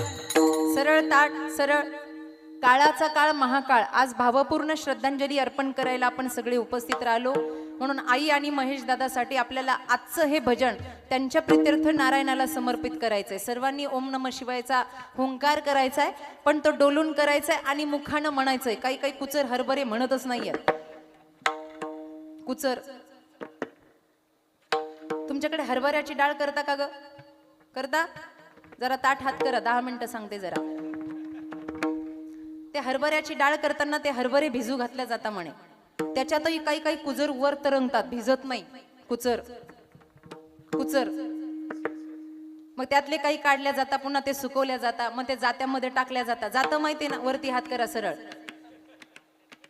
ते जात्यात टाकल्या जाता म्हणा. कशासाठी? डाळ करण्यासाठी. शिवाजी बा ते डाळ करता करता करता जे इमानदार असतं ना ते बरोबर रगडल्या जातात. पण जे कुचर असतं त्या खोट्याला चिटकून बसतं. तसे काही काही कुचर लपून बसतात. खुर्चीच्या मागं लपून बसता, कूलरच्या मागं लपून बसता, डग्याच्या मागं लपून बसता. असे कुचर सगळे बघा. शेजारी कोण आहे का? चिमटा घ्या त्याला हळूच. ताट सरळ ताट सरळ सरळ. ओम नमः शिवाय. हर हर बोले नमः शिवाय. नमः शिवाय नमः शिवाय. हर हर बोले नमः शिवाय. नमः शिवाय हर हर बोले नमः शिवाय. नमः शिवाय नमः शिवाय. हर हर बोले नमः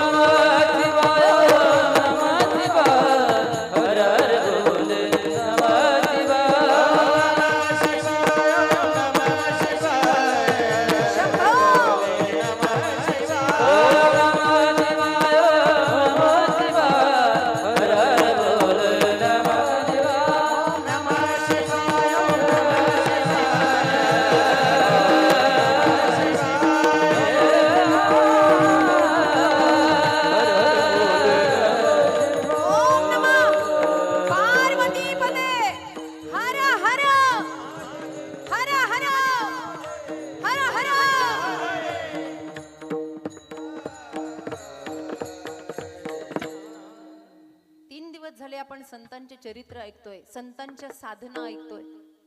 समाजाला सांभाळता सांभाळता, आघात सांभाळता सांभाळता ते स्वस्वरूपाला, निज स्वरूपाला प्राप्त झाले. सच्चिदानंद रूपाय विश्वोत्पत्त्यादी हेतवे, हे जे आहे ना, हे संतत्वानं मोठ्या अट्टहासानं जपलं महाराज. एक क्षण सुद्धा ते भगवंतापासून राहू शकत नाही, एक क्षण सुद्धा. 33 कोटी रामनामाचा जप झाला होता कबीर महाराजांचा. त्यावेळेला प्रभू रामचंद्र प्रगट झाले होते आणि प्रभू रामचंद्रांनी सांगितलं, कबीरा अब भजन करने की कोई जरूरत नाही. तेव्हा कबीर महाराजांच्या तोंडातून शब्द निघाले, भगवन भजन बिना जल जई वैसे जीवना, राजा सुना एक प्रजा विना और प्रजा सुनी एक न्याय विना. राजा दरबार भरलेला आहे, प्रजा बसलाय, सगळी प्रजा आहे पण राजाच नाही. एक दरबार असा आहे, राजा आहे पण प्रजा नाही. राजाशिवाय प्रजेला किंमत नाही, प्रजेशिवाय राजाला किंमत नाही. पण काही ठिकाणी राजाही आहे आणि प्रजाही आहे, पण न्याय करणारा राजा उत्तम नाही, खाक झाली त्या राजाची. असंच आहे हे. जसं शुल्क आहे ना, तसं भजन बिना जल जयो देवा. तुझं जर भजन केलं नाही ना तर आमची जिंदगी काही कामाची नाही. तुकोबरायांना देव प्रगट झाले. तुका, अरे आता लोक म्हणायला लागली तुका विष्णू नाही तुझा, आता भजन करायची काही गरज नाही. तुकोबराय म्हणले, देवा पाण्याविना मासा राहतो का? मासा मासा बादशाहीचा राहतो का मासा पाण्याशिवाय? नाही ना राहत. जीवना वेगळी मासोळी तैसा तुका तळमळी. कारण संप्रदायाची तळमळ होती तुकोबरायाला. आपल्याला मळमळ आहे, त्यांना तळमळ होती. आपल्याला त्याचं काय चाललं, याचं काय चाललं, ही साधना नाही आहे. उच्च कोटी कशाला म्हणतात? ज्या वेळेला जगाकडचं लक्ष बंद होईल आणि अंतरंगामध्ये मनुष्य साधक रंगेल ना, त्याला म्हणतात सच्चिदानंद पदवी घेणे. आयुष्याच्या साधने, आयुष्य एका टप्प्यावर असं यावं की दुसऱ्याचं वाईट काहीच दिसू नये. आमचे स्वामीजी म्हणायचे माणसानं अजात शत्रू व्हावं, आणि स्वामीजी अजात शत्रू होते. कधी त्यांना कोणी शत्रू मानणारा जरी समोर आला तर स्वामीजी म्हणायचे सकल लोकमा सहुने वंदे. ते म्हणायचे तुमच्या सुद्धा हृदयात राम आहे, तुमच्या मनात काही आडी असेल तर काढून टाका. सर्वे भवंतु सुखिनक. हा जगाचा न्याय आहे. सगळं जग मित्र स्वरूपानं दिसलं पाहिजे. ती साधना झाली पाहिजे महाराज, आयुष्याची साधना. एक क्षण असा यावा बुरा देखन मै गया तो बुरा न मिलिया कोय. ते गालिब नावाच्या एका शायरानं शायरी केली होती. पुरी जिंदगी पर एकही गुनाह करता रहा. गालिब पुरी जिंदगी पर. नीट ऐका, समजलं तर बघा. गालिब पुरी जिंदगी पर एकही गुनाह करता रहा, धूलती चेहरे पर आईना साफ करता रहा. धूळ चेहऱ्यावर होती आणि हे रोज आरसा पुसायचं. तोंड चांगलं दिसत नाही, तोंड चांगलं दिसत नाही. आता क्या करू मेरी सुरती ऐसी. तोंडच पडलेले असतात, त्याला आरसा काय करणार. एक आजी यात्रेमध्ये गेली, म्हणेन त्या आरशावाल्याला म्हणली ए आरसा कितीला दिला? तो म्हणला 250 रुपयाला. ती म्हणली मेल्या एवढं लुबाडतोस होय? 250 रुपयाला आरसा. तिनं आरसा हातामध्ये घेतला आणि पाहिलं, केस जरा नीट केले. आजीबाई म्हणली अरे 250 रुपयाचा आरसा आहे पण काही धड दिसत नाही. तो म्हणला आजी दुसरा बघा. त्यानं 500 रुपयाचा घेतला. म्हणे अरे ह्या कितीला? म्हणे 500 रुपयाचा. मेल्या म्हणे गावाला लुबडायला बसला. माझ्या काळात 2 रुपयाचा आरसा होता, पण तेव्हा मी कशी दिसायची. ती 14 वर्षाची होती तेव्हा. आता 60 वर्षाची झाली, कशी आरशात चांगली दिसेल महाराज. असं आहे. इथे तथ्य काही नाही आहे, इथे पथ्य नाम विठोबा हे एकच पथ्य आहे. ही जीवनाची साधना जगदवंदनीय तुकोबरा यांनी केली, ती अखंड केली महाराज. आणि मग नीट ऐका, गेलेल्यांच्या प्रित्यर्थ आपण भाव व्यक्त करतो, पण जीवन मुक्ताचं खरं लक्षण काय आहे माहिती आहे? कधीतरी एकांतात बसून स्वचा विचार करा. स्वचा विचार. सगळ्या क्षेत्रातली मान्यवर इथं बसली आहे. कुणी राजकारणातलं असेल, कुणी समाजकारणातलं असेल, कुणी घर गृहस्थी, कुणी महाराज. माझ्या सहित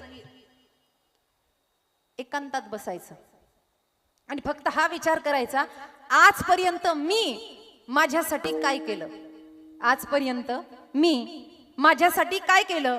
मनातून उत्तर येईल गड्या. घर बांधलं की ते लोकांसाठी आहे, घरातल्यांसाठी आहे. कोणतं घर? इसत तना धन की कोण बडाई, देखत नैनो में मट्टी मिलाई, अपने खातिर महल बनाया और आप ही जाके जंगल सोया. मेल्यावर आपलं हाड सुद्धा घरात नेत नाही आणि लोक आम्हाला म्हणतात महाराज भाऊकीच्या नाकावर टिचून घर बांधलंय. बोला, मेल्यावर हाड न्यायला तयार नाही. मग पुन्हा दुसरा प्रश्न विचारायचा, माझ्यासाठी मी काय केलं? इस्टेट जमा केली. अरे त्याच्या वाट्यासाठी तर लोकांची भांडणं सुरू राहतील. पुन्हा प्रश्न विचारा, तुझ्यासाठी काय केलं? माझ्यासाठी सगळा स्वैराचार केला, सगळे नातेवाईक एकत्र केले. अरे सरनात उडी टाकायला एकही पुढे सरसावणार नाही. रडता रडता सगळे अग्नीपासून मागे थांबतील. मग उत्तर मिळेल स्वतःसाठी काय केलं. तर काही नाही केलं. कहा गये तो कहा नाही और क्या लाये तो कुछ नाही. तेलही गेलं, तूपही गेलं, हातात आलं धुपटणं. पण हे कळलं कधी? सगळं संपल्यानंतर. सगळं संपल्यावर हे कळायला लागलं, अरे अरे अरे बालपण गेलं. बरं झालं यमदूत लाज घेत नाही बाबा, नाही तर भल्या भल्यांनी लाच दिली असती आणि काळ आयुष्याचा मागून घेतला असता. तुकोबराय म्हणले ए वेळीच सावध व्हा आणि असं साधन करा की जिवंतपणी जीवन मुक्तता करण्यासाठी स्वतःची पायरी स्वतःला निवडता यावी. अभंगाचं शेवटचं चरण.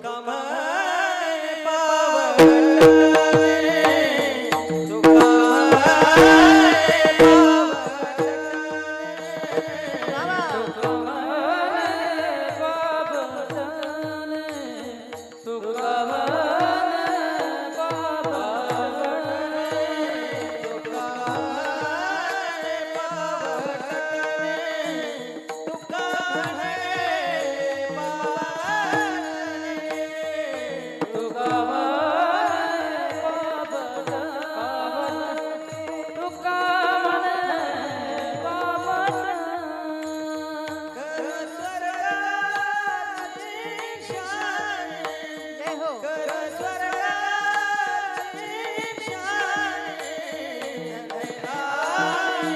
जगमालो धन्य आहे जगमालो. करू स्वर्गाची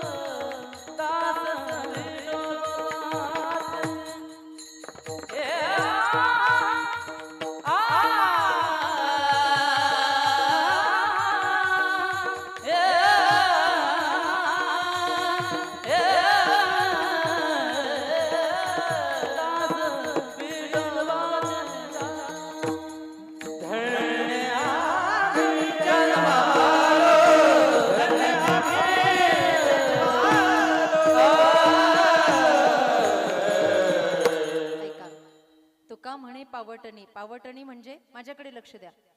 पाऊल वाट पावटणी करू स्वर्गाची निशाणी. एवढा आत्मविश्वास वारकरी संप्रदायामध्ये जिंकलाय बरं. हरी भक्तन के 3 गुण, जो कोई लागे पाव, खाने को मिष्टान्न मिले, आखिर वैकुंठ को जाओ. हा आत्मविश्वास दुसरीकडे नाही आहे. हरी भक्तन के 3 गुण आहेत. वय नसतानाही लोक पाया पडतात, फक्त गळ्यात माळ असायला हवी. आता तसे कोणाच्याही पाय पडायला लागलेत म्हणा. असो असो असो, माळकऱ्याच्या पाय पडावं. मस्तक हे पायावरी वार करी, हरी भक्तन के 3 गुण, जो कोई लागे पाव, खाय प्यायची कमी नाही, खाणे को मिष्टान्न मिले, महत्वाचं पुढचं आहे, आखिर वैकुंठ को जाओ. अरे मेल्यावर कोणी फोटो समोर वय लावेल, स्व लावेल, कै लावेल, गरज नाही. आम्ही जिवंतपणी स्वर्गाची वाट तयार करू. तुका म्हणे पावटणी करू स्वर्गाची निशाणी. आज आई आणि दादाच्या प्रित्यर्थ हा पुण्यस्मरण सोहळा आहे, पंचम. या ठिकाणी संपूर्ण परिवार, मी प्रारंभीच बोलून गेले आहे. खरं तर काही साधूंचं आगमन होणार आहे, आपल्याकडे थोडा वेळ आहे आणि मलाही थोडंसं परिवारावर बोलायचं आहे. खरं तर शब्द कमी पडतात. अशा परिवारावर बोलताना हे व्यासपीठ कुणाच्या स्तुती किंवा निंदेचं नाही आहे. इथे फक्त संत चरित्र आणि भगवंत चरित्र गायल्या जातात. पण काही माणसं संतासारखीच होऊन जातात. संत व्हायला विशिष्ट कोणता कपडा धारण करण्याची गरज नाही. संत होण्यासाठी सद्बुद्धी लागते, विवेक कौशल्य लागतं, विनयता लागते, विनम्रता लागते. आणि हे सगळे भाव जेव्हा साधारण माणसात सुद्धा पाहायला भेटतात ना, तेव्हा बाबा लोक म्हणतात, अहो साधा नाही, देव माणूस आहे बरं. तो देव माणूस आहे. जिवंतपणी देवत्व यावं. माईबाप हा खारीक परिवार असाच आहे. आदरणीय किसन बाबांच्या सानिध्यात सजलेला हा परिवार. आणि म्हणून मी सुरुवातीला बोलून गेले की आमच्या आदरणीय कामिनी वहिनी, खरं तर बांगडी घालावी सौभाग्याच्या नावानं, कुंकू लेवावं सौभाग्याच्या नावानं. स्त्रीचा सगळा शृंगार असतो तो सौभाग्यासाठी. पण राधाजी म्हणतात, काना आपण मला सोडून निघालात, आता माझं जीवन किती अधुरं आहे. अशीच अवस्था आमच्या वहिनी साहेबांची आहे. खरं तर अख्खं आयुष्य ज्यांनी समर्पणाला दिलं, बापाचं घर सोडून नांदायला सासरी आल्या, पण काळानं प्रघात घातला. मला अजून त्यांच्या दुःखावर मीठ चोळायचं नाही. फक्त एवढं आहे वहिनी, 2 साजिरी मुलं आपल्या प्रारब्धामध्ये आहेत आणि आपल्या पतीचा आशीर्वाद आपल्या सोबत आहेत. बस विठ्ठल नामाच्या रंगात रंगून जा. या दुविधेला टाळण्यासाठी ही एकच गोष्ट अशी आहे की महेश दादांना भावपूर्ण श्रद्धांजली देईल. या ठिकाणी संपूर्ण परिवार आहे. परिवारातली माई गेली आहे. लेकराचं आणि आईचं अतूट नातं आहे. महाराजांचा एक अभंग आहे, जिचे पिढे बाळ प्राण तियेचा विकळ, ऐसा मातेचा स्वभाव, सूत्र दोरी एक जीव, सुखाची विश्रांती उमटे मातेची या चित्ती, तुका म्हणे संत तुम्ही बहु कृपावंत. संतत्व आणि मातृत्व सिद्ध केलं. खरं सांगू आई बाप, तुमची आई असेल का माझी आई असेल, आई हे जगातलं फार वेगळं सौंदर्य आहे. म्हणून आमच्या या माता भगिनी ज्या वेळेला प्रसूत होतात ना, तेव्हा स्त्री बाळांतपणाच्या वेळेला अख्खं सौंदर्य आपल्या बाळाला देत असते, अख्खं सौंदर्य. म्हणून तुम्ही बघा, तुमची लेकरं तुमच्यापेक्षा सुंदर दिसतात. याचं कारण काय माहित? तुमची मुलं तुमच्यापेक्षा देखणे आहेत. याचं कारण आहे की तुम्ही अख्खं सौंदर्य त्याला देता. पण एक गोष्ट सांगू, ज्या दिवशी घरातली माय जाते ना, लेकराच्या तोंडावरचं अख्खं सौंदर्य घेऊन जाते, अख्खं सौंदर्य. कारण तिच्यासारखी रूपवती कुणी नाही. माझ्या आईला जगाच्या पाठीवरचं सगळं ज्ञान कळतं, हा लेकराचा भोळा भाव आहे. ऐका, म्हणून आमच्या वंदनाताई, गणेश दादा, घरातली सगळी सदस्य, कार्यक्रमाला शिवाजी दादा सगळे दिसतात, पण गलबला करणारी आमची माय दिसत नाही. कारण वय झाल्यानंतर महिला मंडळींना फार धीर बसवत नाही. अगं असं कर, असं तसं कर, तसं कर. सुनांवर राज करणारी एक सासूबाई असते, घरातली लक्ष्मी असते. आणि ज्या वेळेला ते घर, तो कोपरा रिकामा होतो ना, तेव्हा मन म्हणतं, देवा सगळं न्यायला हवं होतं, पण माझी आई ठेवायला पाहिजे होती. मला चांगलं आठवतं, मराठी मीडियम मध्ये 10वीच्या वर्गामध्ये परीक्षेच्या वेळेला निबंध यायचा, माझी आई, माझी आई. आपल्यापैकी कितीतरी जण असे असतील की आईवर निबंध लिहिणारे असतील. मला स्वतःला पुरवण्या कमी पडल्या होत्या माझी आई मांडताना. कारण आईचं सगळं सांगायचं होतं, वेळ संपत चालला होता, कागद कमी पडत होते आणि आईवर तर लिहायचं होतं. पण लिहिता लिहिता लिहिता पेन थकला. पृथ्वी का कागज करू लेखनी करू बनराई, सात समंदर की मसी करू पर माता के गुण लिखो ना जाई. आई असं अमर्याद व्यक्तिमत्व आहे की आईसाठी वाणी कुंठित होईल. कधी सागराला भरता येत नाही आणि कधी आकाशाला कोणता येत नाही. अशीच सिद्ध आई असते, तिला कधी शब्दात बांधता येत नाही. तिच्या फक्त प्रेमाचं वर्णन केलं जातं. भगिनी निवेदिता यांना एकदा कुणीतरी विचारलं होतं, भगिनी तुम्ही तरुणपणी संन्यास घेतला, याचं कारण काय? भगिनी म्हटल्या होत्या, जन हो, माझं नितांत प्रेम माझ्या आईवर होतं. बाबा लहानपणीच गेले, भाऊ नव्हता. स्वामी विवेकानंद यांच्या गुरु भगिनी होत्या भगिनी निवेदिता. रामकृष्ण परमहंस यांच्या साध्वी. आणि अशा वेळेला त्यांनी अट्टहासानं समाजाला सांगितलं, मी गुरुजींना जेव्हा म्हणाले मला संन्यास द्या, त्यावेळेला गुरुजी म्हणले, बाळ तुझ्या पाठीमागे आईचं कर्तव्य आहे आणि कर्तव्यात अर्ध्या सुटलेल्या माणसाला संन्यास देता येत नाही. विरजा हवन त्याचा करता येत नाही. माझी आई गेली, भगवंताला काय कळालं, माझी आई आजारपणामध्ये गेली आणि म्हणून जन हो, ज्या घरात माझी मायच राहिली नाही त्या घरात मी राहून काय करू, म्हणून मी संन्यास घेतला. आणि स्वतःच्या चरित्रामध्ये त्यांनी एक लपंडावाचा खेळ सांगितलाय. लपंडावाचा खेळ नीट ऐका. पुरुष मंडळी सकाळी उठतात आणि कामासाठी निघून जातात, पण आमच्या या माता बसलेल्या असतात ना, यांना हा खेळ चांगला माहिती आहे. छोटंसं तानुलं घरामध्ये असतं 5-7 वर्षाचं. आता मोबाईलचा काळ निघाला म्हणून विषय सोडून द्या, पण पूर्वीचा काळ असा होता की आईनं लेकरासोबत खेळायचं आणि मग ते चिडून घरामध्ये यायचं आणि म्हणायचं, आई ग, गल्लीतली सगळी मोठं मुलं खेळतात, मी लहान आहे म्हणून मला कुणीच खेळामध्ये घेत नाही, तू माझ्यासोबत खेळ ना. मग कितीही सासूरवास, तुमच्या भागामध्ये सासूर हा शब्द अपवाद आहे, पण आमच्या काही भागामध्ये एवढा सासूरवास आहे सुनांना, एवढा सासूरवास आहे की त्यांना सासूच्या आज्ञेशिवाय काही करता येत नाही. आणि अशा वेळेला ती सासूरवासीन बाई आपल्या लेकरासोबत खेळते. मग खेळता खेळता कोणता खेळ खेळायचा, तिला काही साडी घातल्यामुळे उड्या मारता येत नाही, पळता येत नाही. मग ते लेकरू म्हणतं, आई नीट ऐका, आपण लपंडाव खेळू. लपंडाव माहितीये तुम्हाला, एकानं लपायचं आणि एकानं शोधायचं. मग ते बाळ म्हणतं, आई आपण लपंडाव खेळू, नीट ऐका. मग लपंडाव खेळण्यासाठी आई तत्पर होते. मग आई म्हणते, ठीक आहे मी तुझ्यासोबत खेळते, असं करते, मी डोळे बंद करते, तू लपायला जा. मग आई समोरच्या बैठकीमध्ये हॉलमध्ये डोळे बंद करून बसते आणि मग ते म्हणतं तानुलं, तुम्हाला कधी कधी बाळांचं बाळपण आठवत असेल, आई मी लपायला जातो बरं का आता. आणि ते लपायला जातं. आता मला एक प्रश्नाचं उत्तर द्या, घर सगळं आईच्या पाट आहे की बाळाच्या पाट आहे ग? आईच्या पाट आहे की ना? सगळं घर आईच्या पाट आहे ना? अशा वेळेला ते बाळ जेव्हा लपायला जातं तेव्हा आई म्हणते, हे बघ बबड्या, त्या कपाटाकडे जाऊ नको, तिकडे काचाची बाटली फुटलेली आहे, तुझ्या पायाला घुसेल. आणि मग ते भोळं म्हणतं, आई पडद्याच्या मागे लपू का, किती वेळ आहे. मग आई म्हणते, हो हो लप. आईला सांगून लपतं पडद्याच्या मागे, आई मी लपलो बर का. 10, 20, 30, 100 पर्यंत मोजायला सुरुवात करतं. मग आई सुद्धा त्याच्यासारखीच भोळी होते. आई हळूहळू पावलानं येते आणि विचारते, माझं बाळ कुठं लपलं, माझा राजा कुठं लपला. असं करता करता करता करता मुद्दाम पडद्याच्या जवळ येते. अगं बाई, माझा बबड्या कुठे जाऊन बसलाय कुणास ठाऊक देवा, कुठे असेल माझं बाळ. आणि मग ते एवढं खुदू खुदू हसतं की माझ्या आईला मीच सापडत नाही. आणि बाबा हळूच पडदा बाजूला करतं आणि टाळी वाजवत आईच्या समोर येतं, आई मी सापडलो ना तुला, आता असं कर, तू लपायला जा, मी डोळे बंद करतो. हे फार भयंकर लपंडाव आहे हा, नीट ऐका.